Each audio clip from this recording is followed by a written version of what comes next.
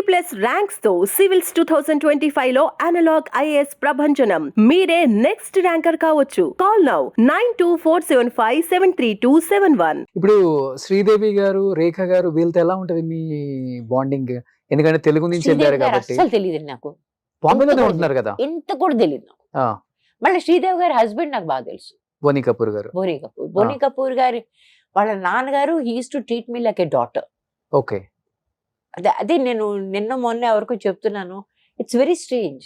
ఈ పంజాబీ వాడు ఉన్నారు చూసారా, వాళ్ళకి కొంతమందికి చాలా చెడ్డ పేర్లు కూడా ఉంటాయి, కానీ all these Punjabi men were so supportive.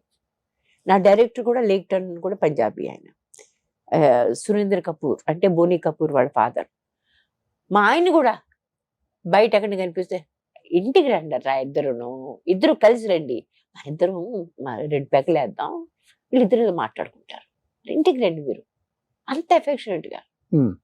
అంతకుముందు బాగా కొత్తలో వెళ్ళినప్పుడు వాళ్ళ ఇంట్లో చాలా వెళ్ళేవాళ్ళం. అప్పుడు శ్రీదేవి గారు ఉన్నప్పుడు లేదు, ఆ తర్వాత వెళ్ళలేదు. ఓకే. ఎందుకంటే దూరం కూడా అయ్యింది, బొంబాయి పరిస్థితులు మారాయి. బోనీ ఫస్ట్ మ్యారేజ్ కూడా నేను వెళ్ళాను. ఓకే. ఆవిడ నాకు బాగా తెలుసు, మోనా కపూర్. కాకపోతే ఆ తర్వాత శ్రీదేవి గారిని ఎప్పుడు కలుసుకోలేదు, కారణం తెలియదు నాకు. I just saw her once. Okay. అది కూడా ఎప్పుడు మన అదే సురేంద్ర కపూర్ గారి డెత్ అయినప్పుడు, బోనీ కపూర్ వాళ్ళ ఫాదర్ డెత్ అయినప్పుడు దానికి ఆ ఫంక్షన్కి వెళ్ళాం కదా, వెళ్ళినప్పుడు అప్పుడు ఆవిడ ఉంది అక్కడ. కానీ రేఖ గారు తెలుసు బాగా, she's very affectionate towards me. ఒకసారి ఒక సినిమా ఏదో విషయం మీద ఏదో మాట్లాడాల్సి వచ్చింది, నేను వాళ్ళ ఇంటికి వెళ్ళిపోయాను. ఆ రోజులు వీరు కదా, మనం గబుక్కలు ఒకళ్ళ ఇంటికి వెళ్ళిపోయేవాళ్ళం. ఇప్పుడు ఈ సల్మాన్ ఖాన్ వాళ్ళ ఇంటికి మేము ప్రతి 2వ రోజు వెళ్ళేవాళ్ళం అండి. At that time Salman Khan was not a hero, he was trying to be a hero. ఏదో ఒకటి అద్దం ముందు చూసుకుని ట్రై చేయడాలు, ఆ రకమైన రోజులు జరుగుతున్నాయి. కానీ సల్మాన్ వాళ్ళ ఫాదరు మదర్ ఉన్నారే, అద్భుతమైన మనుషులు. ఇంటికి ఎవరినో వస్తే భోజనం చేయకుండా వెళ్ళడానికి లేదు, అంత అంత ఎఫెక్షను, అంత ఇది. ఇప్పుడు కూడా ఆవిడ నాకు బయట కనిపిస్తే ఆవిడ నన్ను చూసుక, ఏమ్మా అంత మర్చిపోయారా మమ్మల్ని అంటే, మన సొంత మనుషులు మన ఎట్లా నిందిస్తారో ఆ రకంగా చేస్తామే. Very affectionate lady. ఆ అమ్మాయి అతని చెల్లెలు ఉంది అల్మీరా, చెల్లెల అక్కో ఐ థింక్ చెల్లెలు సల్మాన్కి. ఆ అమ్మాయి కూడా అట్లా బిహేవ్ చేస్తుంది. చాలా మంచి కుటుంబం, అద్భుతమైన మనుషులు. అలాగే రేఖ వాళ్ళ ఇంటికి వెళ్ళిపోయాను. వెళ్ళిపోతే ఏం గొడవ ఉండేది కాదు, ఏ వాచ్మెన్ మన ఆపేవాడు కాదు, ఏం గొడవలు ఉండేవి కాదు. లోపలికి వెళ్ళిపోయాను తిన్నగా. ఆమె ఇంట్లో లేదు. ఇంట్లో లేకపోతే పుష్పవల్లి గారు ఉన్నారు, ఆమెను కూడా కలిశాను నేను. పుష్పవల్లి గారు, అవును కదా నువ్వు తెలుగు అమ్మాయి కదమ్మా, నువ్వు ఇంటికి వచ్చేసావు, ఎంత చక్కగా మురిసిపోయావా. అదేంటో చామదుంపల కూర ఏదో ఉండారండి ఆ ఇంట్లో. ఆవిడ ఏదో టిపికల్ మన ఆంధ్ర పులుసు, పులుసు అనమాట అది. దాంతో ఆవిడ అన్నం పెట్టేసింది నాకు. ఆ పెద్ద వయసు మన తల్లి లాంటి వాళ్ళు మనకు అన్నం పెడతంటే మనం కాదని అనగలమా? చచ్చినట్టు ఆ టైం 6:30 అన్నం తినేసి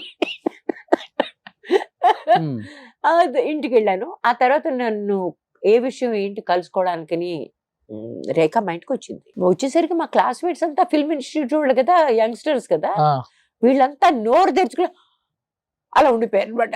ఎందుకంటే Rekha by the time she was a big heroine. తను వచ్చి పైగా అక్కడ ఇవాళే మేము రెడ్ కార్పెట్ వేసి కేన్ ఫర్నిచర్ కొనుక్కున్నాం కొత్తగా. అంత స్పిక్ అండ్ స్పాన్ చాలా బాగుందనమాట. దానిలో వచ్చి అక్కడే కూర్చుందామే. ఆ పొద్దున్నే వాళ్ళు వెక్కిరించి అన్నారు, బస్ all we need is 1 person like Rekha to sit there అన్నాడు. ఆ అమ్మాయి వచ్చేసరికి అక్కడే కూర్చున్నారు. చూసి మిగిలిన వాళ్ళంతా నోరు అలా తెరుచుకుని ఉండిపోయా. రేఖ మన ఇంటికి రావడం ఏమిటి? But she was like that. Okay. She came and she found out the problem. Telugu బాగా మాట్లాడతారా? చాలా బాగా మాట్లాడింది. ఓకే. చాలా బాగా మాట్లాడింది. కాకపోతే తమిళం కూడా చాలా బాగా మాట్లాడింది. తమిళమే కదా. She basically very sharp person. Okay. చాలా షార్ప్. ఎవరిని ఇమిటేట్ చేయడం కానీ ప్రతిదీ కూడా చాలా, ఎక్కడ కనిపించినా సరే మొత్తం. ఆ మధ్య ఒకసారి ఎయిర్పోర్ట్ లో కనిపిస్తే ఎంత గబుక్కుని చేపట్టిన లాగేసి, తనకు అక్క చెల్లెళ్ళు అంతా ఉన్నారు వాళ్ళందరూ తెలుసా ఎవరు, మన రామేశ్వరి అట్లా మాట్లాడింది. మాట్లాడి ఎప్పుడు చూసినా ఒక తిట్లు కూడా ఉంటాయి.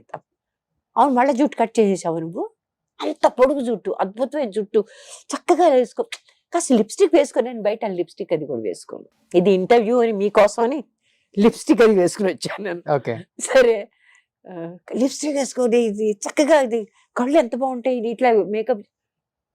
ఆ రోజు మాత్రం లాస్ట్ టైం మాత్రం ఆవిడ అన్నాను, చూడండి నేను ఎన్ని చేసినా మీలా ఉండలేను.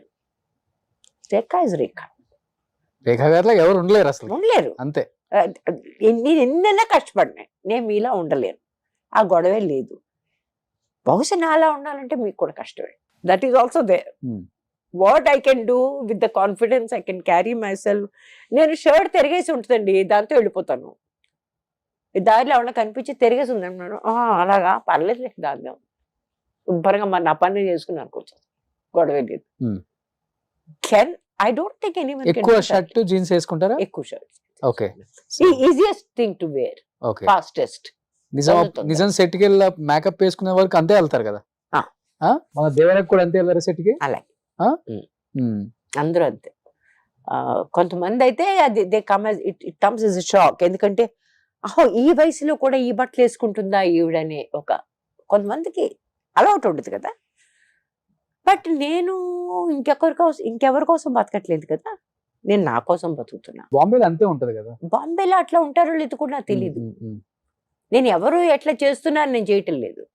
That is the way I am. And నాకున్న రూల్స్ రెగ్యులేషన్స్ ఏంటంటే, నాకంటే చిన్న మనిషిని నేను ఎప్పుడు ఇబ్బంది పెట్టను. ఒక ఆడ మనిషిని ఎప్పుడు కూడా నేను ఆడ మనిషిని కాదు, ఏ మనిషిని కూడా నేను ఇన్సల్ట్ చేయను. ఇట్లాంటివి రూల్స్ నాకు. డబ్బు కోసం అడ్డమైన పనులు చెయ్యను. నాకు డబ్బుకి నాకు ఎంత కావాలో అంత కోసమే నేను కష్టపడతాను, అంతకంటే ఎక్కువ కష్టపడతాను. సుమన్ టీవీలో మీ పర్సనల్ అండ్ బిజినెస్ ప్రమోషన్స్ కోసం కింది నెంబర్కి కాంటాక్ట్ చేయండి.